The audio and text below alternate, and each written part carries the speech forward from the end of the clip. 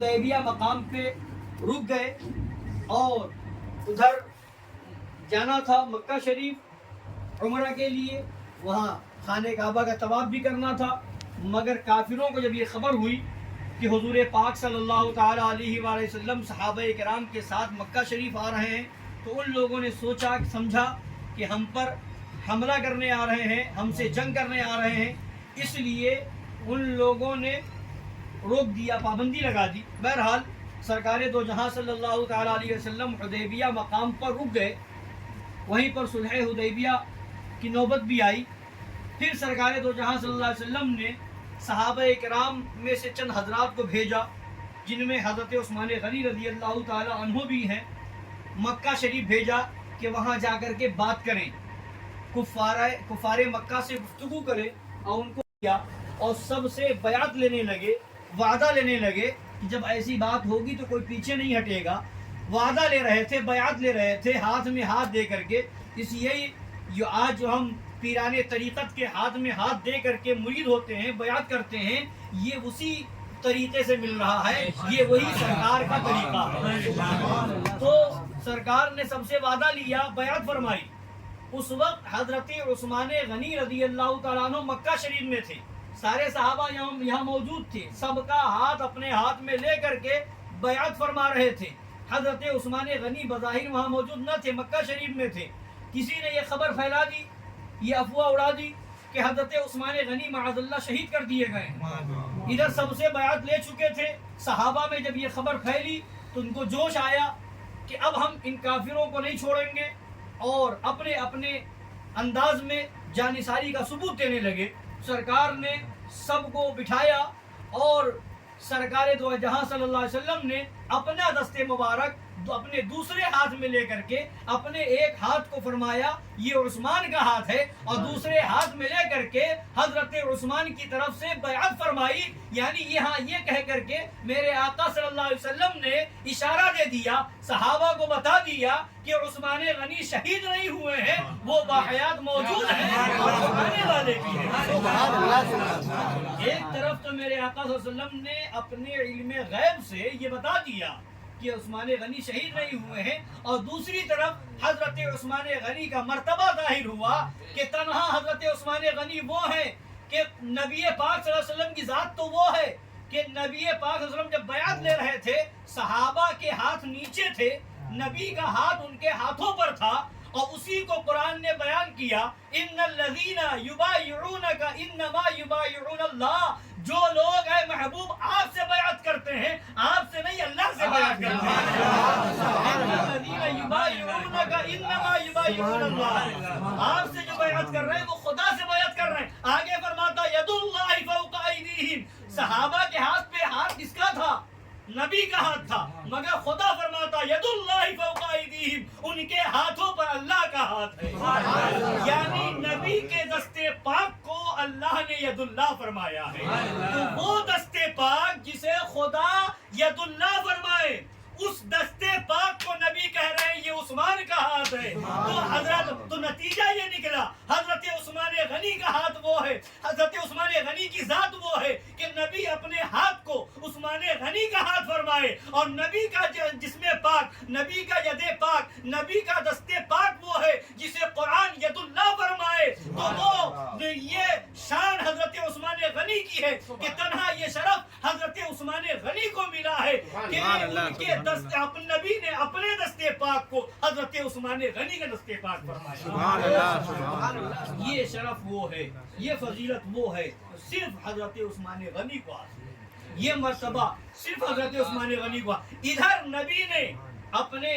صحابی حضرت عثمان غنی کی عظمت ظاہر کی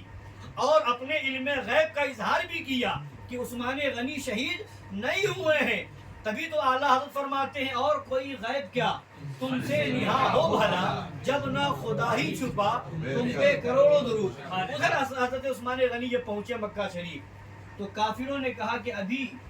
ان صحابہ کرام کو اور آپ کے نبی کو ہم آنے کی اجازت نہیں دیتے، مگر آپ کو ہم اجازت دیتے ہیں کہ آپ اگر چاہیں تو خانہ کعبہ کا طواف کر لیں، آپ اگر چاہیں تو خانہ کعبہ کا طواف کر لیں۔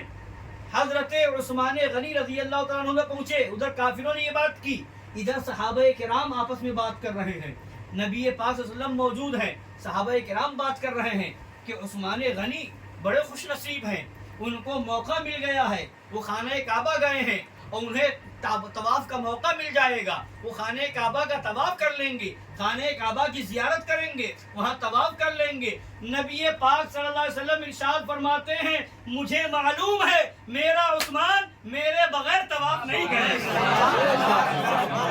عثمان میرے بغیر طواف نہیں کرے گا. اور ادھر حضرت عثمان غنی سے کافروں نے کہا کہ آپ کو ہم اجازت دیتے ہیں, آپ چاہے تو خانہ کعبہ کا طواف کر لیں. لوگ پوری دنیا سے خانہ کعبہ کے لیے جاتے ہیں, خانہ کعبہ کا طواف کرنے کے لیے جاتے ہیں, اس عظیم شرف کو حاصل کرنے جاتے ہیں. حضرت عثمان غنی کافروں کو جواب دیتے ہیں اے کافروں تمہیں نہیں معلوم کعبہ ملا تو نبی کی بارگاہ سے ملا, قرآن ملا تو نبی کی بارگاہ سے ملا, خدا تک ہم پہنچے تو نبی کی بارگاہ سے پہنچے. نبی کے بغیر میں خانہ کعبہ کا طواف بھی نہیں کروں گا,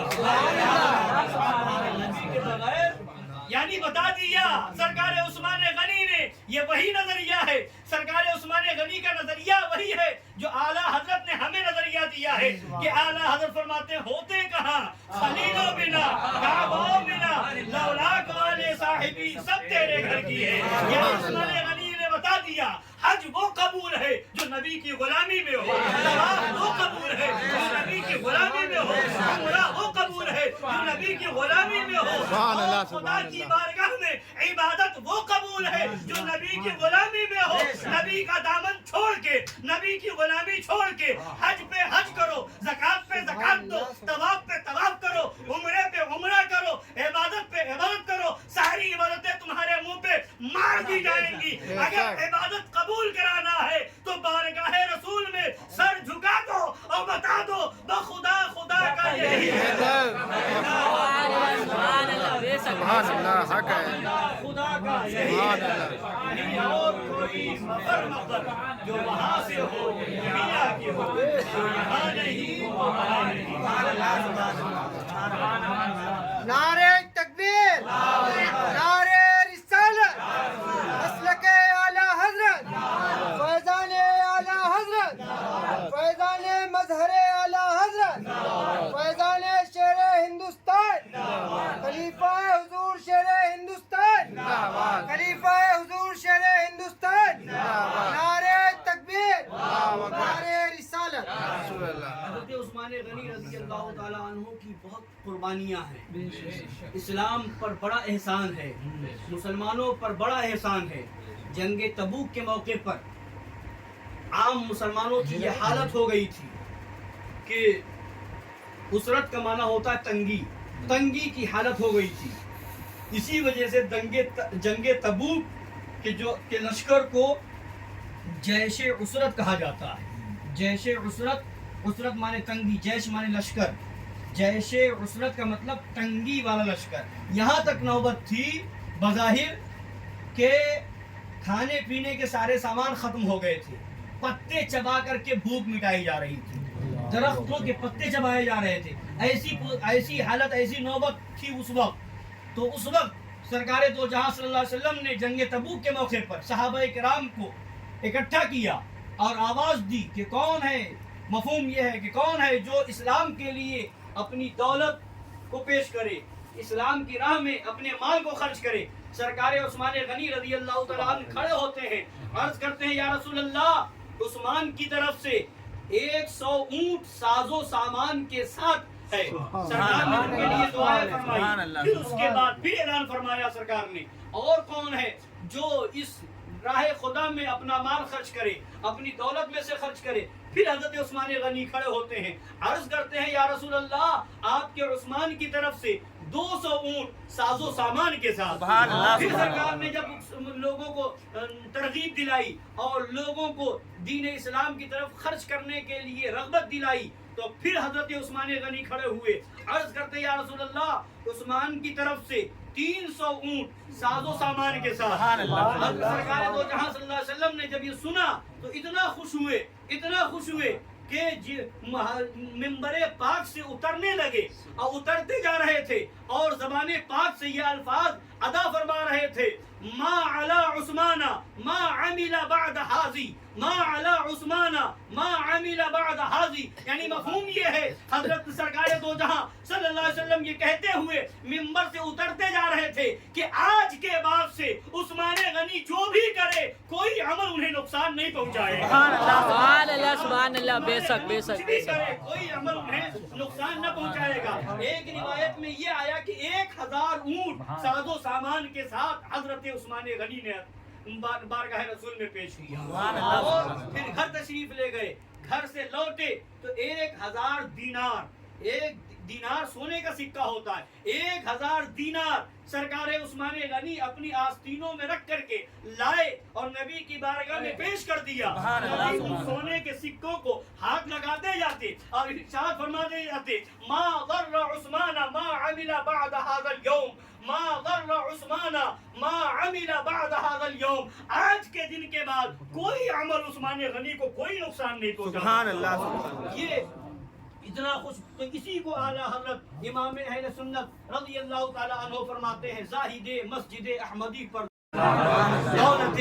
جیش عسرت پہ لاکھوں سلام۔ تو وہ حضرت عثمان غنی کی ذات ہے جنہوں نے اسلام کی خاطر یہ قربانیاں پیش کی ہیں، وہ حضرت عثمان غنی ہیں جنہوں نے اپنے ہر طریقے سے دولت، اور اللہ نے نوازا تھا دولت سے، اللہ نے وہ دولت عطا فرمائی تھی تو اسلام کی راہ میں اس کو خرچ بھی فرمایا ہے، اسلام کی راہ میں نبی کے قدموں میں اپنی دولت کو لٹا دیا ہے۔ وہ حضرت سیدنا عثمان غنی رضی اللہ تعالی عنہ کی ذات ہے۔ ایک مرتبہ ہمارے آپ کے آقا صلی اللہ تعالی علیہ وآلہ وسلم احد پہاڑ کے اوپر تشریف لے گئے، ساتھ میں حضرت سیدنا سرکار صدیق اکبر بھی ہیں، حضرت سیدنا عمر فاروق اعظم بھی ہیں، حضرت سیدنا عثمان غنی رضی اللہ تعالی اجمعین بھی ہیں۔ یہ تینوں صحابہ نبی کے ساتھ ہیں۔ جب پہنچے احد پہاڑ کے اوپر، قدم ناز پیغمبر پہنچا اور یہ صحابہ کرام بھی ساتھ میں تھے، تو احد پہاڑ جنبش کرنے لگا، ہلنے لگا۔ صوفیہ فرماتے ہیں کہ لوگ یہ سمجھتے ہیں کہ احد پہاڑ ہل رہا تھا، ہل نہیں رہا تھا، وہ اپنی قسمت پہ ناز کر رہا تھا۔ وہ نبی کے قدم پاک کو اپنے سینے پر رکھ کر کے وہ جھوم رہا تھا، اپنی قسمت پہ ناز کر رہا تھا کہ کتنا خوش نصیب ہے پہاڑ احد کہ نبی بھی جلوہ گر ہے، صدیق اکبر بھی ہے، فاروق اعظم بھی ہے، عثمان غنی بھی ہے۔ جب ہلنے لگا، جنبش کرنے لگا تو نبی نے اپنا عصا مبارک احد پہاڑ کے اوپر مارا اور ارشاد فرمایا، اسبت احد، سبحان اللہ، اسبت احد ما علیک الا نبی او صدیق او شہیدان۔ اے احد ٹھہر جا، تجھ پر ایک نبی جلوہ گر ہے، ایک صدیق موجود ہے اور 2 شہید موجود ہیں۔ تجھ پر ایک نبی موجود ہے، ایک صدیق موجود ہے اور 2 شہید موجود ہیں۔ احد پہاڑ ٹھہر گیا۔ تو اب ذرا پوچھو ان عقل کے اندھوں سے کہ تم بات کرتے ہو، کہتے ہو نبی ہماری طرح معاذ اللہ، ان دیوبندیوں سے نبی ہم جیسے معاذ اللہ رب العالمین، تم بھی کہیں جاتے ہو تو کیا تمہارے لیے بھی کوئی پہاڑ ہلتا ہے اور تمہارے لیے بھی کسی کو خوشی حاصل ہوتی ہے؟ مگر وہ پہاڑ جانتا ہے کہ یہ اللہ کا مقدس نبی ہے، یہ وہ نبی ہے جس کی طرح نہ کوئی پیدا ہوا ہے نہ پیدا ہو سکتا ہے۔ اپنی طرح کہہ رہے ہو، شرم نہیں آتی؟ ہمارے نبی وہ ہیں کہ وہ پہاڑ پہ قدم رکھے تو وہ جھومنے لگے، میرے نبی وہ ہیں گزرے تو پہاڑ کی چوٹی سے پتھر بھی نبی پر صلاۃ و سلام کرے۔ میرے نبی وہ ہے کہ ابو جہل کے ہاتھ میں کنکری ہو، نبی اشارہ کرے تو وہ کنکر نبی کا کلمہ پڑھے۔ میرے نبی وہ ہے کہ جب میرے نبی چلے تو درخت میرے نبی کی بارگاہ میں خراج عقیدت پیش کرے۔ نبی خود فرماتے ہیں، مجھے کائنات کی ساری چیزیں، ہر مخلوق جانتی ہے سوائے سرکش انسانوں کے اور سرکش جنوں کے۔ جو انسانوں میں سرکش ہیں اور جو جناتوں میں سرکش ہیں، ان کے علاوہ ساری مخلوق مجھے جانتی اور پہچانتی ہے۔ پھر نبی نے حکم دیا، ٹھہر جا اے احد، ٹھہر جا۔ تو وہ پہاڑ ہل رہا تھا، رک گیا یہ میرے نبی کا اختیار ہے، یعنی میں پہاڑ جان رہا ہے کہ یہ نبی ہے، نبی جو حکم دے رہے ہیں وہ پہاڑ مانتا ہوا نظر آ رہا ہے، نبی اشارہ کرے چاند دو ٹکڑے ہو جائے، نبی اشارہ کرے ڈوبا ہوا سورج واپس آ جائے، نبی اشارہ کرے درخت اپنی جگہ چھوڑ کر کے بارگاہ نبی میں حاضر ہو جائے، نبی حکم دے تو کھجوروں کی ٹہنی تلوار کا کام کرتے ہوئے نظر آئے، تو میرا نبی وہ ہے کہ اعلیٰ حضرت ارشاد فرماتے ہیں فرش والے تیری شوقت کا علو کیا جائے، عرش پہ اڑتا ہے، عرش پہ اڑتا ہے، بھریرا تیرا، تو وہ ہے ہمارے آقا صلی اللہ علیہ وسلم کی شان۔ اب پھر سبحان اللہ، نبی نے پہاڑ کو فرمایا کہ ٹھہر جا،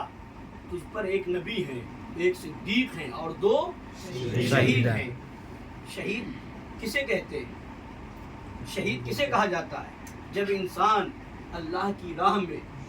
اپنی جان کا نذرانہ پیش کر دیتا ہے اور اس پر تلواریں چل جاتی ہیں، اس پر خنجر لگتے ہیں، اپنی جان آفری کے سپرد کر دیتا ہے، اپنی جان کو قربان کر دیتا ہے، تو مرتبہ ملتا ہے شہادت کا، تب اسے شہید کہا جاتا ہے۔ چلتا پھرتا انسان نظر آئے تو اسے شہید نہیں کہا جائے گا، چلتا پھرتا ہمارے سامنے موجود ہو اسے شہید نہیں کہا جائے گا، جب چلنا پھرنا بند ہو جائے، خدا کی راہ میں شہید ہو جائے، قتل ہو جائے، خدا کی راہ میں جان دے دے تو اسے شہید کہا جاتا ہے۔ یعنی مطلب کیا ہے؟ جب تک وہ ظاہری حیات میں شہید نہیں ہے، جب ظاہری حیات ختم ہو جائے گی،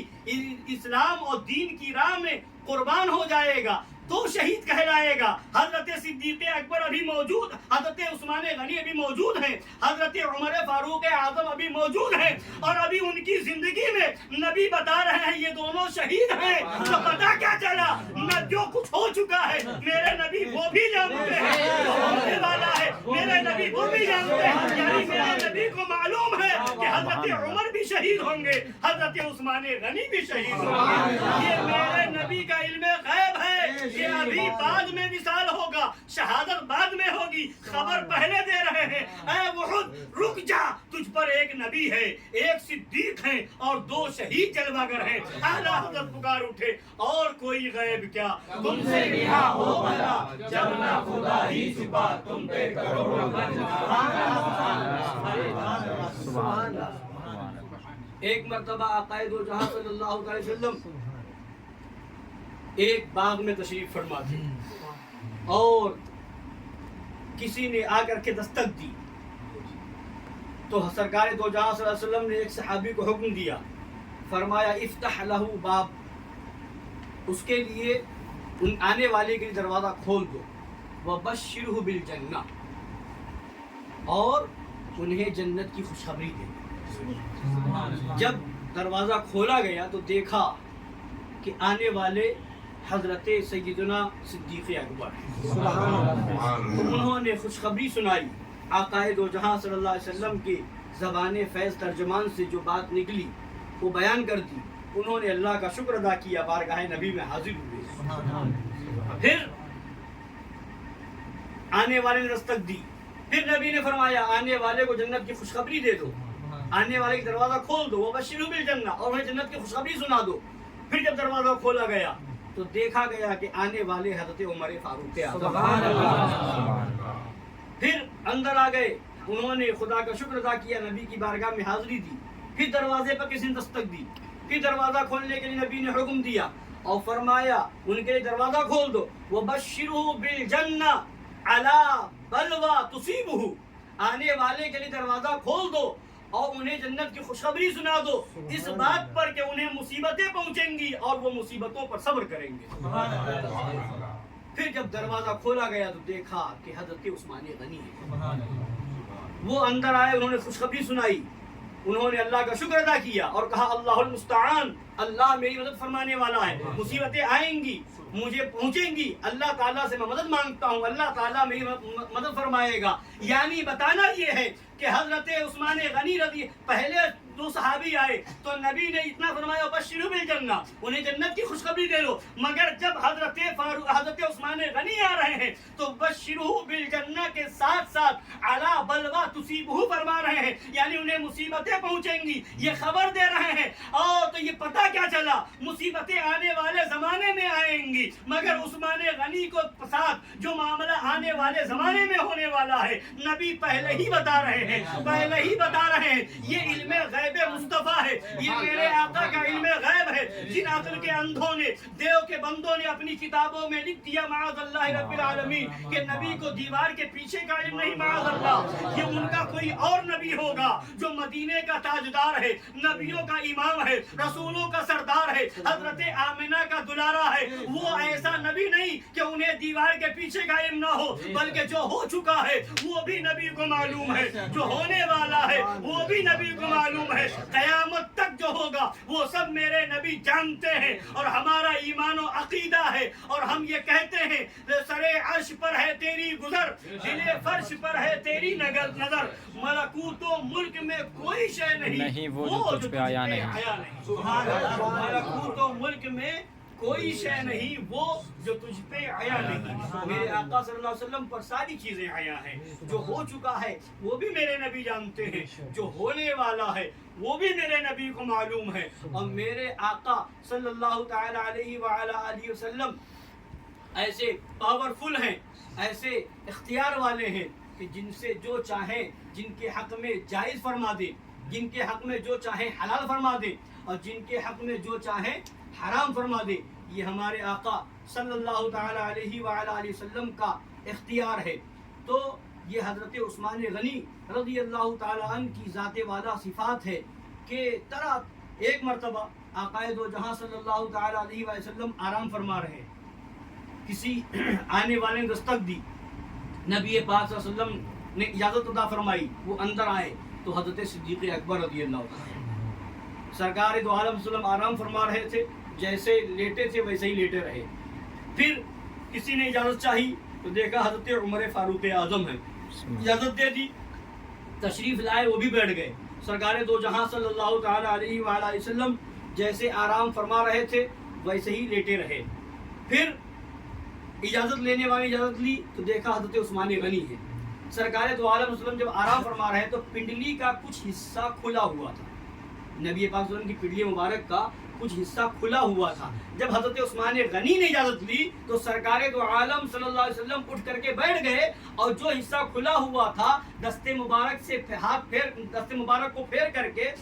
तहबंद शरीफ से उस हिस्से को ढाँप लिया, और फिर हज़रत उस्मान गनी को अंदर आने की इजाज़त दी। वो आए, गुफ्तगू हुई, चले गए। फिर उसके बाद हज़रत आयशा सिद्दीक़ा रज़ी अल्लाह ताला अन्हा ने बारगाह नबवी में अर्ज़ की, या रसूल अल्लाह, मेरे वालिद गिरामी आए तो आप जैसे लेटे थे वैसे ही लेटे रहे, हज़रत फारूक आज़म आए आप जैसे लेटे थे वैसे ही लेटे रहे, जब हज़रत उस्मान गनी आए तो आप उठ करके बैठ गए, पिंडली मुबारक का जो हिस्सा खुला था आपने उसको ढाँप लिया, वजह क्या है? तो हज़रत सरकार दो जहां सल्लल्लाहु तआला अलैहि व आलिहि वसल्लम इरशाद फरमाते हैं, अला तस्तही मिन रजुलिन, अला अस्तही मिन रजुलिन तस्तही मिनहुल मलाइका, क्या मैं उससे हया न करूं जिससे मलाइका हया फरमाते हैं?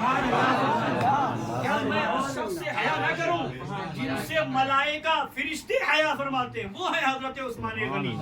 वो है सरकार उस्मान गनी, उस्मान ज़ुन्नुरैन रज़ी अल्लाह ताला अन्हु की ज़ाते वाला सिफ़ात। तभी तो आला हज़रत फरमाते हैं कि वो आला हज़रत ने उन्हें सरकार दो जहां सल्लल्लाहु अलैहि वसल्लम की बारगाह से उन्हें वो मर्तबा मिला है, वो फजीलत मिली है। और ये महीना 18 ज़िलहिज्जा का है, ये ज़िलहिज्जा का महीना है। इसकी 18 तारीख को सरकार उस्मान गनी पर बलवाइयों ने हमला किया और कई दिन तक माअज़ल्लाह उनको मुहासरे में कर दिया, वो कैद हो गए और घर में रहे, यहाँ तक के बलवाई लोग जो है मकान में दूसरे पड़ोसी के मकान से घुस करके और हज़रत उस्मान गनी पर माअज़ल्लाह हमला कर दिया, उन्हें शहीद कर दिया। अब कई दिन तक न दाना नसीब हुआ न पानी नसीब हुआ। हज़रत उस्मान गनी रज़ी अल्लाह तआला अन्हु की ज़ात को ज़रा देखें कि वो उस्मान गनी जिनका दौलत कदा, जिनकी दौलत मुसलमानों के लिए खुली हुई थी, आम थी, जब मौका लगा इस्लाम के लिए उन्होंने अपनी दौलत लुटाई, उन्होंने अपनी कुर्बानियां पेश फरमाई, मगर ऐसा वक्त आया, नबी पाक सल्लल्लाहु अलैहि वसल्लम ने पहले ही खबर दे दी थी कि उन्हें मुसीबतें आएंगी। एक मरतबा हजरत उस्मान गनी रज़ी अल्लाह ताला अन्हु गुजर रहे थे, चादर मुबारक से लिपटे हुए थे, चेहरा छुपा हुआ था। नबी पाक सल्लल्लाहु अलैहि वसल्लम ने इरशाद फरमाया, वो शख्स जो जा रहा है उन पर एक दौर ऐसा आएगा कि वो फितना उभरेगा, फितना पैदा होगा, उन पर मुसीबतें आएंगी और वो शख्स सब्र करेगा, अल्लाह उसका बदला अता फरमाएगा। मफहूम ये है, एक सहाबी रसूल उठे और जा करके देखा तो वो हजरत उस्मान गनी थे। आकर के नबी की बारगाह में अर्ज किया, रसूल अल्लाह वो उस्मान गनी है? नबी ने फरमाया, हाँ मैंने उस्मान गनी के लिए बताया है। तो वो हजरत उस्मान गनी है जिन पर मुसीबतें आने वाली थी, जिन पर परेशानियां आने वाली थी, अल्लाह के नबी ने पहले ही खबर दे दी, पहले ही बता दिया, बिशारतें दे दी कि वो सब्र भी करेंगे। जरा सोचिए कि कितनी कुर्बानियां दी हैं हजरत उस्मान गनी ने, मगर वक्त जब आया तो लोगों ने उनके साथ ऐसा सलूक किया है। ये इस्लाम के लिए उन्होंने दौलत को भी कुछ नहीं समझा, इस्लाम के लिए जान पर भी बात आ गई तो जान की कुर्बानी दे दी, भूख को बर्दाश्त किया, प्यास को बर्दाश्त किया, सिर्फ इसलिए कि नबी की शरीयत के साथ खिलवाड़ हो। ये नबी, ये किसी को बर्दाश्त नहीं, ये सच्चे मुसलमान को बर्दाश्त नहीं। यानी सहाबा की जिंदगी से हमें ये दर्स मिला, हमें ये सबक मिला कि ये सब कुछ नबी का है, दौलत नबी की है, सरवत नबी की है, जान नबी की है, ये माल नबी का है, जो कुछ है वो नबी के सदक़े में है। लिहाजा वही दौलत काम की है जो नबी की राह में से कुर्बान हो जाए, वही माल काम का है जो नबी की राह में खर्च हो जाए, और वही जान कामयाब है जो नबी की राह में शहीद हो जाए, जो कुर्बान हो जाए। इसीलिए आला फरमाते उन्हें जाना, उन्हें माना, गैर से काम, लिल्लाहिल हम्द, मैं दुनिया से मुसलमान गया, लिल्लाहिल हम्द, मैं दुनिया से मुसलमान गया। तो हजरत, और जरा सोचिए कि खुद हमारे आका सल्लल्लाहु अलैहि वसल्लम ने इस्लाम की खातिर कितना सब्र फरमाया है। और उस्मान गनी रज़ी अल्लाह तआला अन्हु की ज़ात हो, सिद्दीक़ अकबर की ज़ात हो, फारूक आज़म की ज़ात हो,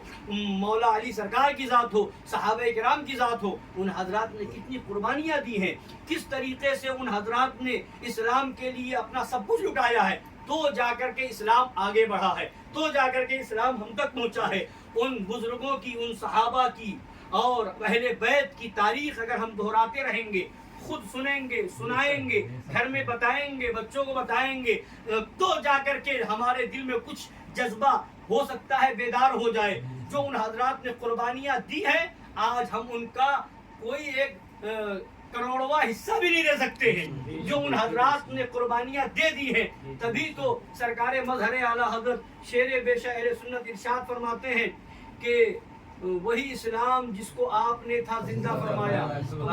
उससे पहले वही गुलशन सहाबा ने जिसे खूनों से सींचा था, वही गुलशन सहाबा ने जिसे खूनों से सींचा था, उजाड़ा जा रहा है। अब तो अबरे सखा उठिए। वो हजरत उस्मान गनी रज़ी अल्लाह तआला अन्हु की हजरत रुक़ैया रज़ी अल्लाह तआला अन्हा हजरत उस्मान गनी के निकाह में है, सारे सहाबा जंग बद्र में जा रहे हैं। नबी ने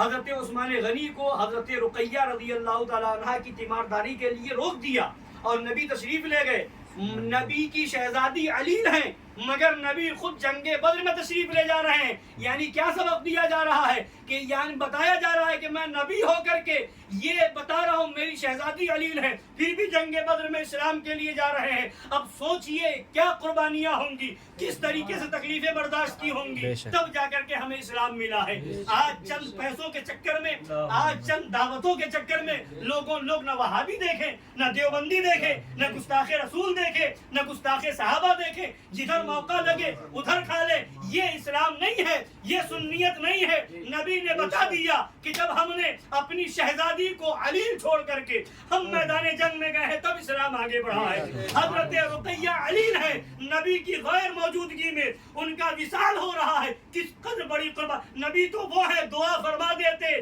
सारी जाहिरी परेशानियां दूर हो जाती, नबी दुआ फरमा देते, कभी जंग की नौबत ना आती, नबी दुआ कर देते, पूरा अरब جب اسلام قبول کر لیتا نبی دعا فرما دیتے ساری بیماریاں دور ہو جاتی، مگر یہ سب بتا رہے ہیں اے مسلمانوں مصیبتیں تم پر بھی آئیں گی، پریشانیاں تم پر بھی آئیں گی، مگر ہر حال میں صبر کا دامن نہ چھوڑنا اور حق پر مضبوطی سے قائم رہنا۔ اور نبی کا اختیار دیکھیں، نبی کا پاور دیکھیں، نبی کا اختیار یہ ہے کہ جو لوگ جنگ بدر میں گئے تھے وہی تو بدری صحابی ہوئے، وہی بدری صحابی ہوئے جو جنگ بدر میں گئے، وہ بدری صحابی ہیں۔ حضرت عثمان غنی جنگ بدر میں نہیں گئے، نبی نے اپنی شہزادی کی تیمارداری کے لیے انہیں وہی روک دیا، اور جب مال غنیمت آیا تو مال غنیمت میں حصہ ان لوگوں کا ہوتا ہے جو اس جنگ میں شامل ہو۔ جب مال غنیمت تقسیم کیا گیا تو حضرت سرکار دو جہاں صلی اللہ علیہ وسلم نے جہاں جنگ بدر میں شامل ہونے والوں کو مال غنیمت میں سے حصہ دیا، وہی حضرت عثمان غنی کو بھی حصہ دیا ہے، اس لیے کہ نبی نے حکم دیا تھا رک جانے کے لیے، وہ رک گئے تو نہ جا کر کے بھی وہ بدری صحابہ میں شامل ہیں۔ جنگ بدر میں بظاہر نہ بھی گئے تب بھی بدری صحابہ میں ان کا نام ہے اور مال غنیمت میں ان کا حصہ ہے، تو نبی کی شہزادی کی خدمت میں رہے تو وہ بھی جنگ میں جانے کا ثواب بھی پا رہے ہیں اور مال سے حصہ بھی پا رہے ہیں۔ یہ اختیار صرف میرے آقا کا ہے، یہ اختیار صرف ہمارے نبی کا ہے، ورنہ اور کسی کو اختیار نہیں کہ جنگ میں بھی شامل نہ ہو مال غنیمت بھی مل جائے، جنگ میں بھی شامل نہ ہو اور اس جنگ میں جانے والوں میں شمار بھی ہو جائے۔ یہ تنہا اختیار میرے آقا کا ہے، میرے آقا نے روک دیا، ادھر تیمارداری میں رہے، حضرت رقیہ رضی اللہ تعالیٰ عنہ کی خدمت میں رہے، اور ادھر حضرت عثمان غنی کو مال غنیمت کا حصہ بھی مل رہا ہے، بدری صحابہ میں شمار بھی ہو رہا۔ وہ بدری صحابہ ہیں، بدری صحابہ وہ ہیں کہ اللہ قرآن شریف کی آیت کریمہ میں نے پڑھی، لا یستوی منکم من انفق من قبل الفتح وقاتل، برابر نہیں ہے صحابہ اکرام میں سے وہ لوگ جو قبل فتح ایمان لائے اور قتل کیا، اور آگے فرمایا اولئک اعظم درجۃ من الذین انفقوا من بعد وقاتلوا، یہ لوگ یعنی قبل فتح مکہ ایمان لانے والے اور جہاد کرنے والے ان لوگوں سے افضل ہیں، درجے میں بلند ہیں، مفہوم آیت کریمہ، جو بعد میں فتح مکہ کے بعد ایمان لائے، یعنی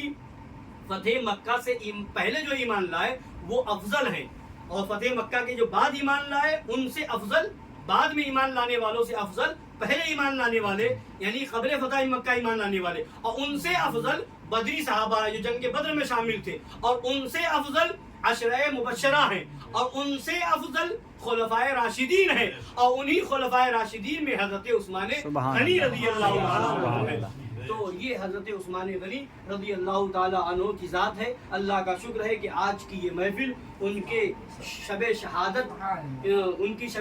میں ہم لوگ اس محفل میں شامل ہوئے۔ اللہ تعالیٰ ان کے فیضان کرم سے ہم سب کو مالا مال فرمائے، ان کے عشق رسول کا، ان کے ایمان کا ہم سب کو صدقہ عطا فرمائے، اور اسلام کی خاطر جو انہوں نے قربانیاں دی، جو جذبہ انہوں نے رکھا، اللہ تعالیٰ ان سب کا، ان کے جذبہ صادقہ کا، ان کی قربانیوں کا ہم سب کو صدقہ عطا فرمائے، ان کی دولت پاک صدقہ عطا فرمائے، ان کے طریقے پر اسلام کی راہ میں ہم سب کو خرچ کرنے کی توفیق عطا فرمائے، آمین۔ وما علینا الا البلاغ المبین۔